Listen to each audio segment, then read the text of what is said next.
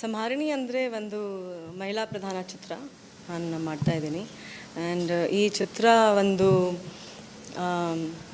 ಅಂದರೆ ಹೆಣ್ಮಕ್ಕಳು ಯಾರಿಂದ ಕಡಿಮೆ ಅಲ್ಲ.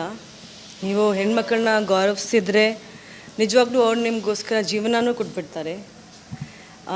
ಏನು ತಪ್ಪು ಮಾಡಿದರೆ, ಏನು ದೌರ್ಜನ್ಯ ಮಾಡಿದರೆ, ಏನು ತಪ್ಪಾಗಿ ತಿಳ್ಕೊಂಡ್ರೆ ಹೆಣ್ಮಕ್ಳ ಜೊತೆ ಅವರು ಸಂಹಾರ ಮಾಡಿಬಿಡ್ತಾರೆ ಅಂತ ಆ ಥರ ಅದು ಕಾನ್ಸೆಪ್ಟ್ ಇರೋದು ಸಂಹಾರಿಣಿ ಚಿತ್ರದ್ದು.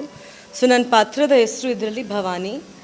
So Bhavani is a writer and ಅವ್ರ ಲೈಫಲ್ಲಿ ಏನು ಘಟನೆ ನಡೆಯುತ್ತೆ ಅಂತ ಹೇಗೆ ಅವರು ಅದನ್ನು ಫೈಟ್ ಮಾಡ್ತಾರೆ ಅಂತ ಇದು ಕತೆ.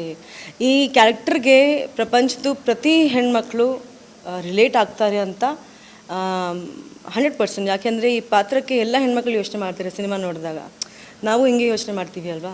So I think it is the voice of all the women, all the girls on this planet in this character Bhavani. ಇದು ತುಂಬ ಚಾಲೆಂಜಸ್ ಇತ್ತು. ಈ ಸಿನಿಮಾ ಶೂಟಿಂಗ್ ಕೂಡ ನಾವು ಆ್ಯಕ್ಚುಲಿ ಆಲ್ಮೋಸ್ಟ್ ಫೆಬ್ರವರಿಯಲ್ಲಿ ನಾವು ಶೂಟಿಂಗ್ ಎಲ್ಲ ಮುಗಿಸಿದ್ದೀವಿ ಸಿನಿಮಾದು. ಇವತ್ತು ಎಲ್ಲಿ ನಾವು ಪ್ರಮೋಷ್ನಲ್ ಒಂದು ಸಾಂಗ್ ಪಿಕ್ಚರೈಸೇಷನ್ ಮಾಡ್ತಾಯಿದ್ದೀವಿ. ಆ್ಯಂಡ್ ಕೆಲವು ಗ್ರೀನ್ ಮ್ಯಾಟ್ ಶಾರ್ಟ್ಸ್ ಇದೆ ಅಷ್ಟೇ. ಸಿನಿಮಾದು ಡಬ್ಬಿಂಗ್ ಎಲ್ಲ ಮುಗಿದಿದೆ, ಆಲ್ರೆಡಿ ರಿಲೀಸ್ಗೆ ರೆಡಿ ಮಾಡ್ತಾ ಇದ್ದಾರೆ. ಈ ಈ ಸಿನಿಮಾದಲ್ಲಿ ಏನು ಘಟನೆ ನಾವು ತೋರಿಸಿದ್ದೀವಿ ಅದು it is a very big issue actually ಇವತ್ತು ನಮ್ಮ ಸೊಸೈಟಿಯಲ್ಲಿ. ಆ ವಿಷಯ ಏನಿದೆ ಅಂತ ನಾನು ನಿಮಗೆ ಹೇಳೋಕ್ಕಾಗಲ್ಲ, ಯಾಕೆಂದರೆ ಸಿನಿಮಾದು ಸಸ್ಪೆನ್ಸ್ ಹೊರಟೋಗುತ್ತೆ. ಬಟ್ ಸಿನಿಮಾ ನೋಡಿದರೆ ನಿಮಗೆ ಗೊತ್ತಾಗುತ್ತೆ ದ್ಯಾಟ್ ಒಂದು ಸೋಷಿಯಲ್ ಮೆಸೇಜ್ ಇದೆ. ಅದ್ರ ಜೊತೆಗೆ ಈ ಥರ ಘಟನೆ ನಡೆದಿದ್ರೆ ನಾವು ಹೇಗೆ ರಿಯಾಕ್ಟ್ ಮಾಡ್ತೀವಿ. ನಾವು ಬರೀ ಮಾತಾಡ್ತೀವಿ, ಇಲ್ಲ ಅಂದರೆ ಏನೋ ಕ್ಯಾಂಡಲ್ ಮಾರ್ಚ್ ಮಾಡ್ಬೋದು, ಏನೇನೋ ಮಾಡ್ಬೋದು. ಅದಕ್ಕೆ ಸಲ್ಯೂಷನ್, ಅದಕ್ಕೆ ನಿಜವಾದ ಹೆಂಗಾಗಬೇಕು ಅಂತ ಅದು ಸಂಹಾರಿಣಿ ಮೂಲಕ ನಾವು ಜನಗೆ ಹೇಳೋಕ್ಕೆ ಪ್ರಯತ್ನ ಪಟ್ಟಿದ್ದೀವಿ. ನಾನು ಚಾಯ್ಸ್ ಮಾಡೋದು ನನಗೆ ಬರುತ್ತೆ ಅಂದರೆ ನಾನು ಒಪ್ಕೊಳ್ತೀನಿ.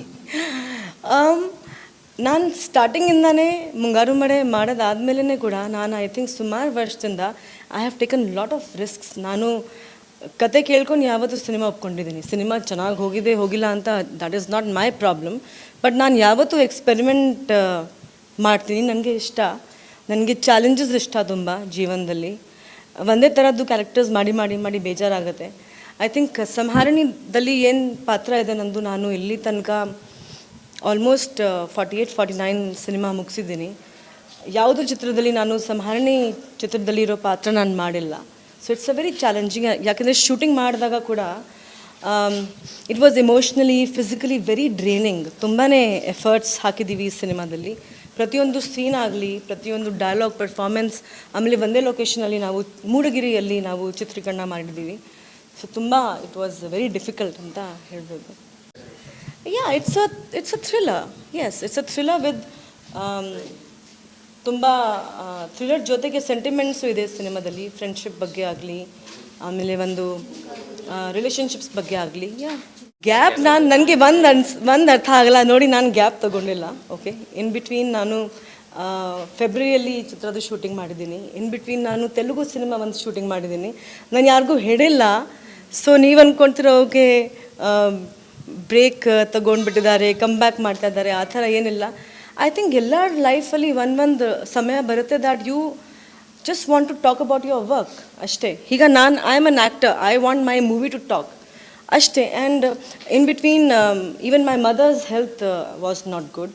ಸೊ 3-4 ಮಂತ್ಸ್ ನನ್ನ ಮಮ್ಮಿದು ಆರೋಗ್ಯ ಸರಿ ಇರಲಿಲ್ಲ. ಸೊ ಅದರಲ್ಲಿ I was dedicated to my mother. ಹಾಗೆ ಸೊ ಆ ಥರದ್ದು ಕಮ್ ಬ್ಯಾಕು, ಬ್ರೇಕು ಎಲ್ಲ ನಾನು ಎಲ್ಲಿ ತನಕ ಆಗುತ್ತೆ. ನಾನು ಸಾಯೋವರೆಗೂ ಆ್ಯಕ್ಟಿಂಗ್ ಮಾಡೋಕ್ಕೆ ಇಷ್ಟಪಡ್ತೀನಿ. I would love to do movies till the time I am alive.